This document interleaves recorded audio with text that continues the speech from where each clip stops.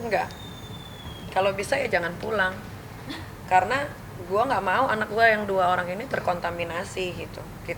Gue kan nggak bisa 24 jam di rumah. Let's say dia pulang, terus nanti Aska sudah bisa diajak bicara gitu kan, apa nanti yang akan diomongin. Kalau gue sekarang, kalau anak gue yang satu seperti itu, ya gue harus jaga yang 2 ini jangan sampai seperti itu. Setiap orang tua pasti memang punya cara masing-masing dalam mengasuh ya anak-anaknya gitu. Karena kadangkala orang tua merasa saya sangat paham sekali karakter anak saya, maka saya akan menempuh jalan yang menurut saya paling tepat untuk saya berlakukan kepada anak saya. Saya juga bingung kenapa begitu. Kayaknya saya sebagai orang tua udah melakukan hal yang terbaik lah. Ya namanya kita sebagai single parent punya anak perempuan ya, pasti dijaga dong sebisa mungkin kan. Yang mungkin disalah artikan dijaga itu namanya dikekang. Gak peduli saya mau dia pacaran sama tiktoker kek, tukang semir kek, tukang bangunan sekalipun, saya udah gak peduli, sudah tidak peduli. Ngerti nggak namanya diikhlasin? Ya udah, ya ikhlas, udah mau bagaimana.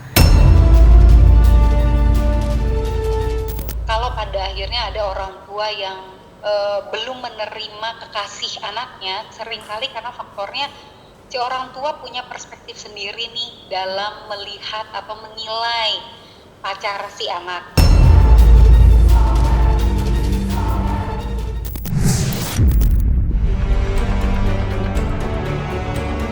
Perselisihan yang terjadi antara Nikita Mirzani dengan putri sulungnya yang bernama Loli seakan menjadi sebuah kisah yang tak bertepi. Bagaimana tidak, sejak Loli memutuskan untuk meninggalkan rumah, hubungannya dengan sang ibunda pun ikut runyam. Terlebih, Nikita kala itu turut mengutarakan kekesalannya dengan sang anak yang tidak sejalan dengannya.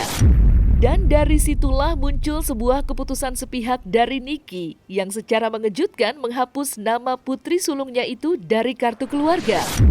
Semenjak itu, nasib Loli nampak terlihat miris setelah ia hanya hidup sebatang kara di negara orang. Lambat laun kisruh itu berlalu, Loli akhirnya kembali ke tanah air untuk melepas rindunya kepada orang yang dicintainya termasuk sang ibunda. Meski belum jelas apakah Loli sudah bertemu dengan sang ibunda, namun belum lama ini Nikita Mirzani menyatakan jika dirinya tak ingin bertemu dengan Loli yang dianggapnya dapat mengkontaminasi adik-adiknya. Lantas seperti apa respon seorang psikolog menyikapi hal tersebut? Dan seperti apa pula psikolog menilai cara didik Nikita terhadap Loli?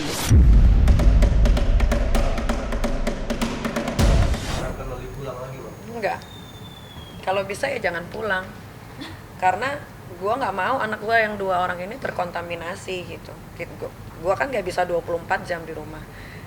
Let's say dia pulang, terus nanti Aska sudah bisa diajak bicara gitu kan, apa nanti yang akan diomongin.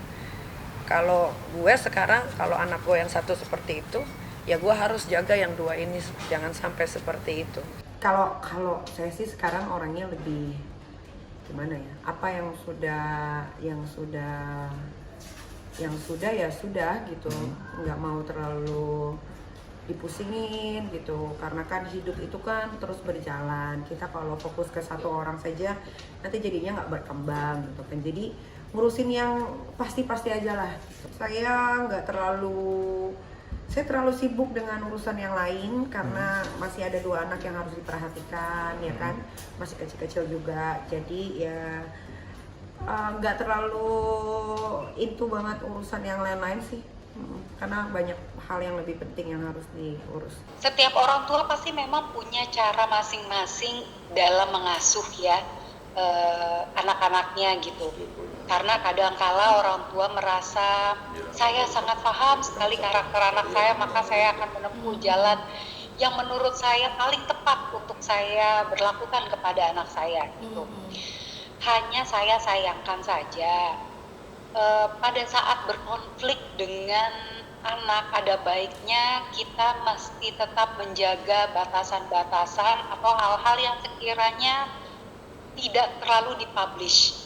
ya mungkin salah di gue juga karena gue pernah menyekolahkan dia di international school, terus di pesantren, di mana gitu kan. Jadi dia lihat beberapa anak yang dibiarin aja sama orang tuanya gitu kan. Nah, kalau gue tuh nggak bisa gitu. Apalagi kan sekarang Laura ini kan sekolahnya jauh banget ya. Nggak bisa gue kontrol, itu udah bukan wewenang gue karena gue sudah memilih sekolah yang terbaik di UK. Apapun yang terjadi sama anak gue itu sudah tanggung jawab mereka. Kalau mereka tidak bisa handle, baru mereka akan lapor ke gue. Biar bagaimanapun anak yang sudah besar, kategorinya sudah masuk di dewasa awal atau remaja akhir ya, itu kan mereka juga punya privasi, ingin sedang membangun kehidupan pribadinya sendiri gitu. Alangkah baiknya jika kita sikap-sikap yang dilontarkan oleh orang tua juga harus tetap berpegang atau berpedoman untuk menghargai si anak tersebut gitu. Pastikan bahwa sikap atau kata-kata yang kita lontarkan sebagai orang tua sebagai bentuk penghargaan terhadap privasi dan kehidupan si anak, terhadap pilihan-pilihan si anak gitu ya. Jadi pastikan bahwa yang disampaikan oleh orang tua juga jangan sampai terkesan memang membongkar aib anak gitu ya, karena biar bagaimanapun nanti masalahnya tidak selesai tapi justru akan menimbulkan permasalahan baru yang pastinya akan semakin membuat hubungan antara orang tua dan anak makin renggang dan menjauh. Saya juga bingung kenapa begitu, kayaknya saya sebagai orang tua udah melakukan hal yang terbaik lah. Ya namanya kita sebagai single parent punya anak perempuan ya, pasti dijaga dong sebisa mungkin kan. Ya mungkin disalahartikan, dijaga itu namanya dikekang, diapain, ya memang dikekang, ya memang kalau dia pergi memang selalu diantarin sama salah satu ART di rumah, ya memang dikunciin di kamar, memang daripada saya injek mending saya kunci. Lagian kalaupun saya pukul kan anak saya, bukan anak tetangga, salahnya di mana? Nah, dipukul juga kan dia tidak pernah memberikan alasannya kenapa dia dipukul. Orang kan dia cuma bisa bilang di Instagramnya dia atau di TikToknya dia, saya dipukul ya. Kasih tahu dong alasannya kenapa dipukul, jangan ambigu ya kan. Nanti kalau saya bilang saya pukul karena ini, nanti wah ibu kurang ajar nih, aib anaknya dibuka-buka, salah lagi ya kan. Jadi ya udah biarin aja. Ini cuma butuh ketemu, lalu ngobrol nyaman dari hati ke hati gitu ya antara anak dan orang tua untuk saling mengungkapkan apa sih maunya mereka masing-masing, saling jujur, saling terbuka, dan saling menghargai, tepatnya gitu. Karena biar bagaimanapun semakin besar anak ini kan mereka pasti punya kebutuhan sendiri, punya rasa ingin dihargai, ditoleransi, dianggap sebagai makhluk dewasa yang juga punya otonomi. Bisa jadi selama ini terlihat harmonis, terkesan harmonis karena anak tidak memiliki daya untuk melawan, gitu ya. Dia menekan perasaannya, kebutuhannya hanya sebatas agar segala kebutuhannya terpenuhi oleh orang tua, gitu ya.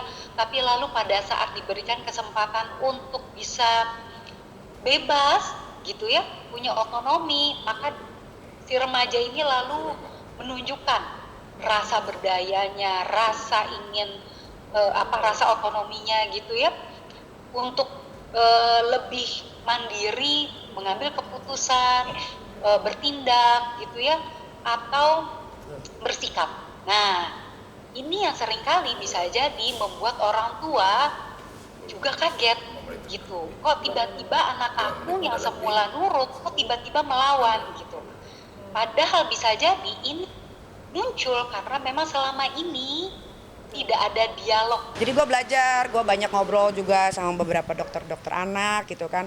Ya memang itu lagi pubernya dia gitu. Itu namanya katanya itu namanya rasa kurang bersyukur dengan apa yang dia punya gitu. Jadi dari kecil ternyata anak-anak tuh diajarkan untuk bersyukur.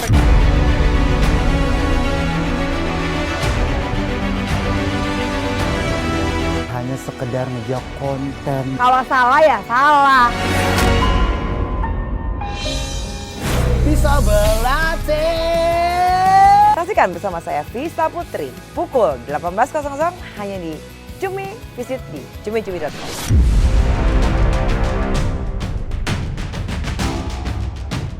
Kepulangan Loli ke Indonesia belakangan menjadi sorotan lantaran ia justru disambut oleh sang kekasih Fadel Bajide. Ya, dalam beberapa unggahan yang beredar, terlihat Loli dan Fadel langsung melepas rindunya dengan memberikan sebuah pelukan. Adanya momen tersebut seakan mengingatkan kita pada kebucinan Loli dan juga Fadel saat menjalin cinta jarak jauh. Namun, kisah cinta mereka tak semulus apa yang dibayangkan setelah Nikita selaku ibunda dari Loli nampak tak setuju dengan hubungan yang dijalin oleh anaknya itu. Bahkan pada saat itu Nikita sempat menyebut kekasih dari putri sulungnya itu dengan sebutan tukang semir.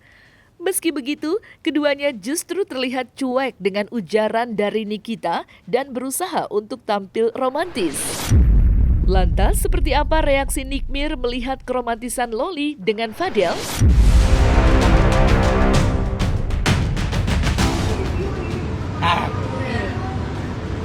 Apaan sih? Belum kena. Udah belum kena sini. Gini. Gini. Apaan sih? Lu ini kamu beli ini kayak gini. Iya. Ini kayak gini. Terus pakai. Iya. Kan sama warna bibir. Terus mau ngapain? Kan ini biar cuman lebih cerah aja. Kayak orang kampung. Emang orang kampung gua. Orang Jangan Kupang. gitu dong. Lah emangnya orang Kupang kan dari kampung. Gak boleh. Dari kampung Kupang. Gak boleh gitu. Terus ngerantau ke Jakarta. Tapi aku juga orang kampung dong. Iya, kita semua dari orang kampung. Kan aku dari Padang, Nah, dari Betawi. Padang, Betawi. Gak peduli saya mau dia pacaran sama tiktoker kek, tukang semir kek, tukang bangunan sekalipun saya udah gak peduli, sudah tidak peduli. Ngerti nggak namanya diikhlasin? Ya udah, ya ikhlas udah, mau bagaimana? Kecewanya saya udah terlalu tinggi sampai akhirnya keluar kata-kata ikhlas. Untuk yang kata-kata yang tukang semir itu kayaknya sih nggak efek ke kita ya. Jadi kayak udah biarin aja gitu. Ya kalau menurut dia kayak gitu ya udah. Jadi kita nggak bisa maksa orang untuk suka sama kita gitu. Ya udah biarin aja kayak gitu.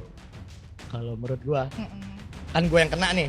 Kalau menurut gue sih biasa aja, karena di keluarga gue tuh lebih parah kalau ngatain. Udah sehari-hari tuh udah ngecengin orang. Di keluarga gue ya, mau tukang semir mau apa itu kecil tuh biasa kalau bagi gue. Makanya gue nggak anggap, biasa aja kalau misalnya itu emang dia ibunya Loli. Dan gue emang harus hormat sama dia walaupun ya emang dia ngatain gue. Kan mau gimana, kan itu ibunya pacar gue kan.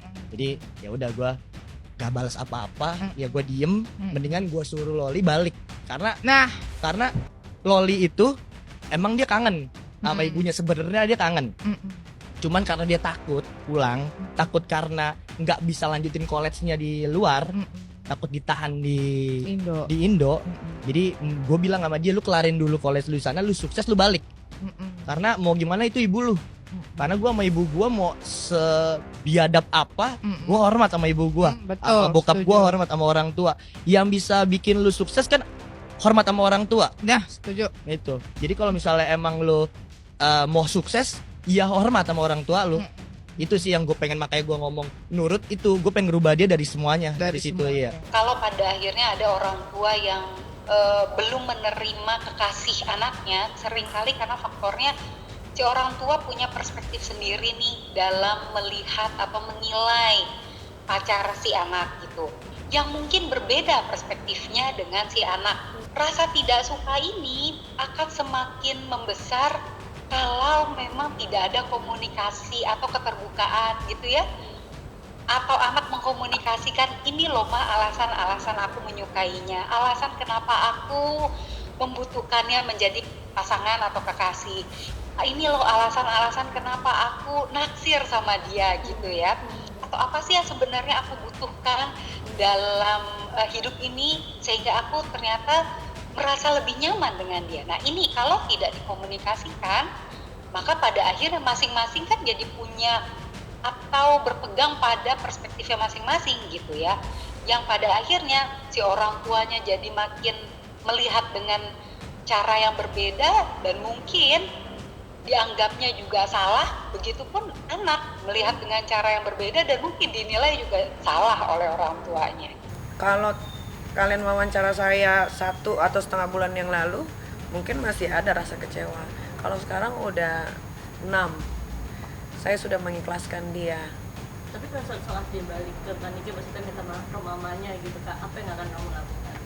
Iya, sebagai orang tua ya terimalah. Tapi kalau buat gimana-gimana sekarang ya nggak ada. Kita satu keluarga sudah mengikhlaskan. Jadi apapun yang dia lakukan, bagaimanapun di sana ya terserah aja. Tapi tolong jangan dibawa-bawa lagi nama saya gitu. Jadilah diri dia sendiri. Karena kan dia dengan keluarga itu kan, kalau keluarga itu pergi ke perkumpulan kayak perkumpulan Batak dan lain-lain itu ya, kan yang dibawa kan ini anaknya Nikita Mirzani gitu. Jadi jangan lagi bawa-bawa nama saya, udah jadi aja diri sendiri. Cinta itu mempertemukan. Hal itu bisa membuat seseorang sampai ke titik terendah dan tergelapnya. Cinta itu menyatukan.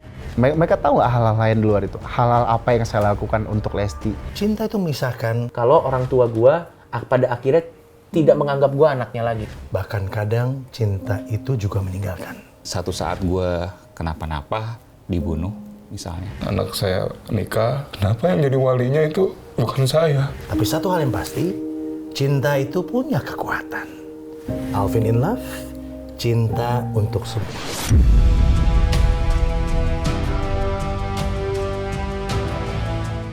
Tak cuma menjadi pusat perhatian para warganet, ketegangan yang terjadi antara Nikita Mirzani dengan Loli juga sempat menuai respon dari salah satu seterunya, yakni Dewi Persik. Sontak dengan adanya cuitan DP yang ikut mengomentari perselisihan yang terjadi antara Niki dengan Loli seakan menjadi sumbu baru dalam konflik yang terjadi di antara keduanya.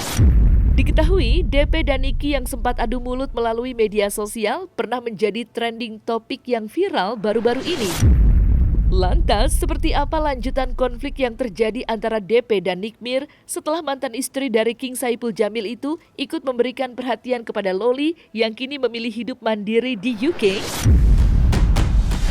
Loli ini anak yang baik insya Allah. Semoga nggak kayak ibunya ya. Karena apa? Coba kalau Loli mungkin merasa gue berada di lingkungan yang tidak baik, jadi lebih baik gue pergi dari lingkungan ini karena dia tidak mendapatkan kenyamanan, dia tidak mendapatkan perasaan yang sehat. Nah, Loli masih butuh kasih sayang. Coba orang tua yang benar itu bukan malah ngatain anaknya bajunya kayak orang miskin lah, kayak begini. Justru Loli itu kan hidupnya sederhana. Jadi kalian kalau mau endorse lah dia, say. Kasihan saya. Si Lontong Mirzina aja gua teleponnya aja blok. Jadi jangan gue yang suruh samperin, masa gue mau nyamperin sampah. Bukan gue takut, gue tiap hari kerja.